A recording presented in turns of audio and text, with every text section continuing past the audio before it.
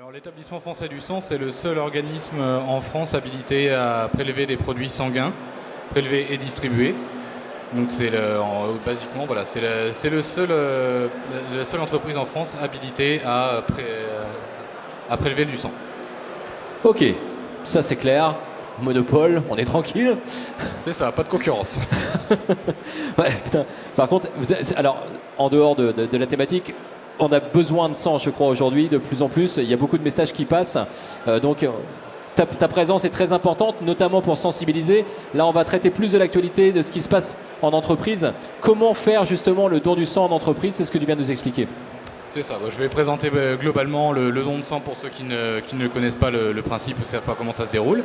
Et ensuite, voilà, j'expliquerai aux entreprises qui souhaitent s'investir un peu quelles sont les solutions qui s'offrent à elles Ok, dans cette optique. on est parti. T'as la zapette, c'est parti. Alors donc le don de sang, déjà pour rappeler quelques chiffres, c'est 1 million de malades soignés chaque année grâce au don. Ça représentait en 2019 plus d'1 600 000 donneurs et 288 000 nouveaux donneurs chaque année.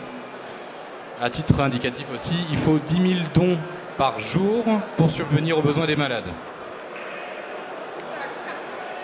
Le don de sang, alors les malades, c'est-à-dire on va soigner les patients atteints de maladies du sang, les leucémies, la drépanocytose.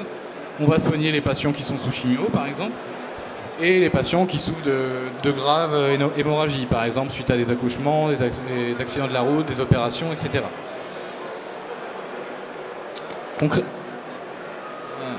Concrètement, en fait, le don de sang, ça représente pour 50%, c'est des transfusions programmées. 34% ça va être pour des urgences relatives et 12% pour des urgences vitales. Sachant que l'âge moyen des personnes transfusées est d'à peu près 65 ans, dont essentiellement des hommes plus que des femmes. Alors concrètement, qui peut donner son sang? Alors pour donner son sang, il faut respecter quand même certaines conditions. Il faut être âgé de 18 à 70 ans, peser plus de 50 kg, être en bonne santé au moment de donner, ne surtout pas être à jeun et bien s'hydrater. Ça n'est pas une prise de sang, c'est un don de sang. Donc il faut bien avoir mangé avant. Et la pièce d'identité est obligatoire à chaque don. Même si vous êtes donneur régulier depuis plus de 20 ans, on vous demandera quand même votre pièce d'identité.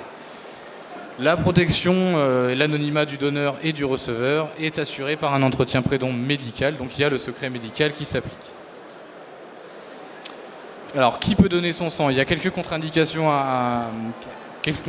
temporaires pour le don de sang. Par exemple, vous devez attendre 4 mois avant de donner. Si vous avez fait un tatouage ou un piercing, une conduite sexuelle à risque, un voyage dans un pays à risque de paludisme, 15 jours après votre guérison, si vous avez eu de la fièvre ou le Covid par exemple, si vous avez présenté des signes d'infection, angine, grippe, etc., ou pris des antibiotiques. Et par exemple, 7 jours pour un soin dentaire, et pour revenir au Covid, si vous avez été cas contact, vous attendez 28 jours. Concrètement, un don de sang, ça se déroule comment? Ça dure 1 heure, tout compris. D'abord, l'accueil. Il y a une personne de l'EFS qui va vous accueillir, vous enregistrer et vous remettre le questionnaire pré-don à remplir. Une fois que vous avez rempli ce questionnaire, vous avez l'entretien pré-don avec le médecin de l'EFS, donc un entretien confidentiel qui va permettre de définir si oui ou non vous êtes apte à donner votre sang. Si vous êtes apte, on passe à l'étape principale, le prélèvement, qui dure à elle seule 10 à 12 minutes. Vous êtes allongé sur un lit et l'infirmier de l'EFS qui est qualifié va prélever votre sang. C'est pas vraiment douloureux, c'est pas plus douloureux qu'une prise de sang. Et ensuite, vous avez l'étape de la collation qui est essentielle pour bien récupérer après le don de sang et qui permet de vous restaurer et de vous hydrater. Une fois que vous avez donné votre sang, qu'est-ce qui se passe? Donc, après le prélèvement, la première étape, vous avez la poche de sang qui va être préparée. C'est-à-dire qu'on va séparer les différents composants du sang. Vous avez ensuite la qualification biologique des dons. Grâce à des tubes échantillons qu'on prélève, on va pouvoir définir si le sang est propre à être transfusé. S'il y a une anomalie dans le sang, les produits sont détruits et le donneur est informé. Si les produits sont conformes, alors on passe à la distribution et ensuite à la transfusion.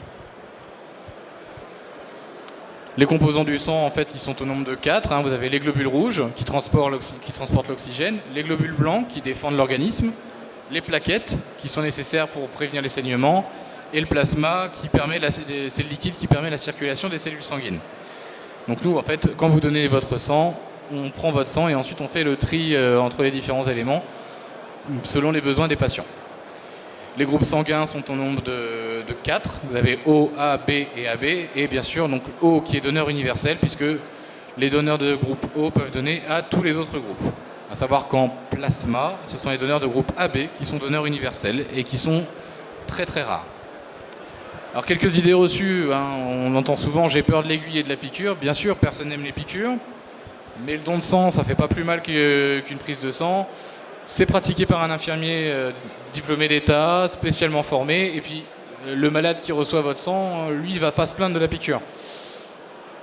On entend aussi souvent qu'il faut être à jeun pour donner son sang, c'est une fausse information. Au contraire, on va vous demander d'être bien hydraté et d'avoir bien mangé, pas trop gras bien sûr, et pas d'alcool, mais surtout pas être à jeun. On entend aussi qu'il y a des risques de contamination, l'affaire du sang contaminé, etc. Ça ne présente aucun risque de contamination. Le matériel, il est stérile, à usage unique et supervisé par un personnel médical qualifié. Et puis alors on entend aussi dire, voilà, je vais être trop fatigué après mon don de sang. Ça ne présente généralement aucun effet secondaire. La quantité représente moins de 10% du volume total de sang. Et d'ailleurs, l'organisme va régénérer rapidement ce volume. Et de toute façon, il y a la collation qui est là à la fin pour vous permettre de vous régénérer.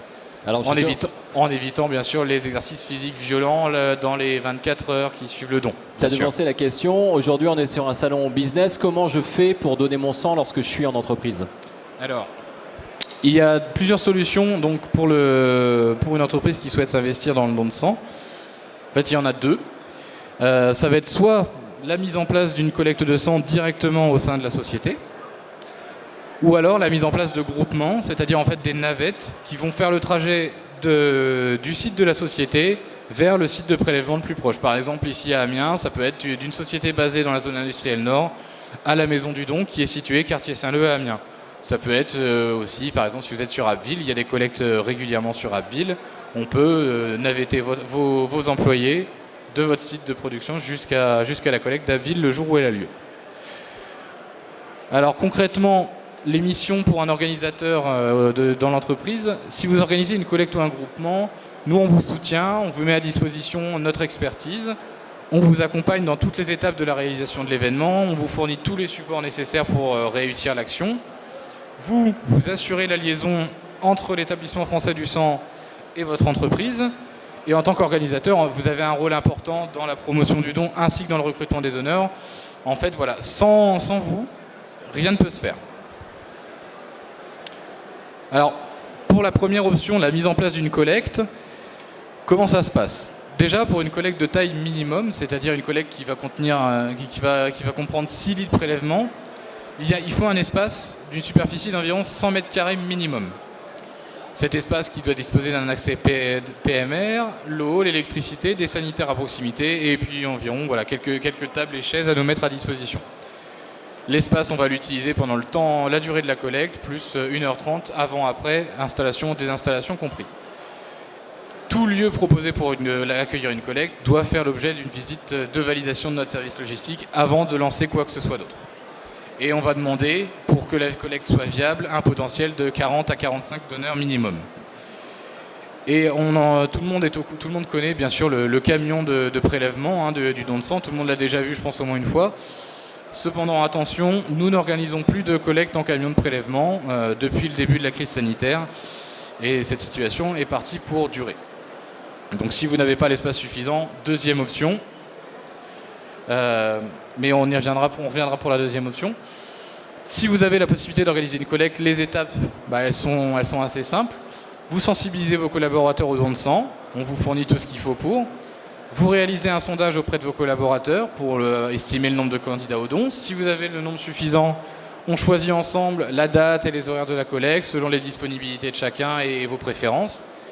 Et pour la prise de rendez-vous, vous avez deux possibilités. Soit c'est vous qui gérez directement les inscriptions selon le cadencement qu'on vous donne, soit on vous fournit un lien d'inscription que vous transmettez ensuite aux collaborateurs qui s'inscrivent eux-mêmes. Et le jour de la collecte, on vient sur votre site et on vous accueille bien sûr dans le respect des protocoles sanitaires. La deuxième solution, donc la mise en place de groupements, qui est la solution la plus simple, puisqu'elle est accessible à n'importe quelle entreprise, quelle que soit sa taille et son effectif. Les étapes de l'organisation d'un groupement sont sensiblement les mêmes que pour celle d'une collecte. Vous sensibilisez vos collaborateurs, vous réalisez un sondage pour savoir combien il y a de candidats au don. On choisit les dates et horaires des groupements selon les disponibilités de chacun. Ensuite, on a inscrit les candidats au don sur un listing à renvoyer à l'EFS avant l'action, histoire de bien enregistrer les dossiers. On réserve les rendez-vous, on confirme les rendez-vous aux candidats.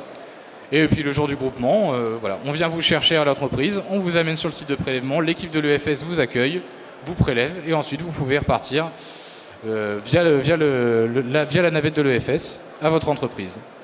Les avantages du groupement EFS par rapport à la collecte, comme je l'ai dit, c'est qu'il n'y a pas de maximum, il n'y a pas de minimum surtout. On peut organiser une navette à partir de 2-3 inscrits, lorsqu'on demande 40 à 45 candidats pour une collecte. Il n'y a pas de maximum. C'est une action qui est rapide à mettre en place. À réception du sondage, votre action, on peut l'organiser en 4 à 6 semaines, peut-être moins parfois. C'est une logistique simplifiée parce que tous les aspects logistiques vont être gérés par l'EFS, que ce soit la planification des véhicules, etc. Tout est mis en place pour que vous n'ayez le moins de choses à faire. C'est un accueil personnalisé du personnel de votre entreprise, une prise en charge tout au long du don, tout au long du parcours. C'est un accueil en groupe, ce qui va permettre un climat de rassemblement parmi vos collaborateurs. C'est un accomplissement d'équipe indéniable, donc c'est bon pour l'esprit d'équipe. C'est un accès simplifié aussi de prélèvement aussi, parce que par exemple la maison du don de Saint-Leu étant située en plein centre-ville, ça peut être compliqué des fois à niveau stationnement. Avec les navettes EFS, pas de problème. Et on peut fournir à chaque candidat au don une attestation de présence sur le site en cas de besoin. Voilà, maintenant vous savez tout. Pas tout. Là, tu parles, une navette peut être organisée à partir de 3 inscrits. J'allais poser la question justement, quand tu fais du don du sang en entreprise, est-ce qu'il y a un minimum de personnes pour que vous vous déplaciez? Ça, c'était ma première question. La deuxième, je présume que pendant la période Covid, ça a dû être très compliqué de faire du prélèvement de sang en entreprise puisque les gens n'y étaient pas. Est-ce que vous avez quand même réussi à vous adapter à ces conditions puisqu'on sait qu'il fallait respecter des gestes barrières. Donc ma question, elle est simple. Est-ce que vous êtes intervenu en entreprise pendant la période Covid pour faire du prélèvement de sang? Ça, c'est la deuxième question. Et la troisième, c'est, tu parlais d'outils de communication que vous mettez en place pour sensibiliser une fois que la campagne est lancée dans l'entreprise. Quel type de support mettez-vous à disposition? Alors, oui, effectivement, le Covid a fait beaucoup de mal à toutes nos collectes en entreprise. Déjà parce que toutes les entreprises n'ont pas forcément la capacité de nous accueillir en salle. Donc il y avait la solution du camion de prélèvement, mais s'agissant d'un espace confiné, il est resté au garage depuis le début de la crise sanitaire. Donc ça a pénalisé pas mal d'entreprises. Le recours massif au télétravail a fait qu'effectivement on n'allait plus dans d'autres entreprises puisque forcément les salariés n'étaient pas sur place. Et donc effectivement il a fallu s'adapter. On a su garder certaines collectes d'entreprises, dans des entreprises où il y a une nécessité d'être présent en physique, notamment tous les sites industriels de la zone nord par exemple, où on a su garder des collectes sur place et que les gens ont continué à répondre présents, dans le respect d'un protocole sanitaire strict, parfois en s'adaptant à celui de l'entreprise. Mais voilà, ça a fait beaucoup de mal aux collectes en entreprise, ainsi qu'aux collectes en milieu scolaire aussi, qu'on faisait aussi beaucoup. Ça repart, tout doucement, ça repart. Et on espère vraiment par la suite retrouver ces collectes en entreprise qui nous manquent beaucoup. Au niveau des actions mises en place, pour répondre à ta deuxième question, sur les actions qu'on peut mettre en place en amont d'une collecte ou d'un groupement pour sensibiliser les gens, alors ça va être aussi bien fournir de divers supports de communication, que ce soit des supports numériques, des brochures sur le don de sang, des mesures d'information. Ça peut être aussi se déplacer nous-mêmes en entreprise pour faire des séances de sensibilisation au don de sang auprès des salariés. Comme ça, on est au plus près des salariés, on est là pour répondre à leurs questions en direct s'ils en ont. Donc ça, c'est pareil, on peut se déplacer sur tout le territoire picard sans problème. On s'arrange aussi en fonction des disponibilités de chacun. Et enfin voilà, on peut intervenir à ce niveau-là sans problème. Une dernière question avant de te libérer. Qu'est-ce que ça représente le don du sang en entreprise par rapport au don du sang des particuliers? Quelle est la proportion à peu près? Alors, sur des périodes qui sont normales, on va dire, on va éviter la période Covid, mais sur une période normale, quelle est la proportion finalement? Alors, sur une période normale, le don de sang en entreprise, en comptant les entreprises et aussi les établissements scolaires, ça a représenté plus de 20% de notre potentiel de collecte. Donc il a fallu se réadapter très vite au moment du Covid pour pallier à ce manque. Et c'est vrai qu'aujourd'hui, voilà, cette offre de collecte, le nombre de collectes en entreprise a fortement diminué. Il a fallu pour l'EFS se réinventer pour que ne pas trop impacter les stocks de sang, puisque les premiers impactés par la diminution des stocks de sang sont les malades. Donc il a fallu faire tout notre maximum pour minimiser cet impact. Très bien, merci Pierrick. On va peut-être pouvoir remettre la slide avec les coordonnées. Voilà, si vous voulez. Voilà. Donc si vous voulez en savoir plus, donc vous avez mes coordonnées, vous pouvez me contacter, ou sinon je suis au stand de C48 jusqu'à 17h. C48 jusqu'à 17h. Merci beaucoup. Merci. Pierrick Pillan qui est toujours d'ailleurs chargé de développement et de promotion du don jusqu'à ce soir 17h minimum. Mais bon, il le restera encore longtemps, je pense. Mais vous étiez le dernier intervenant de ces conférences de la Business Expo. The last but not the Le meilleur least. pour la fin. Voilà, exactement. Et ben voilà, c'est fini pour les conférences, c'est fini pour le plateau télé. On va reprendre le micro au niveau du salon. Merci Pierrick et à tout de suite.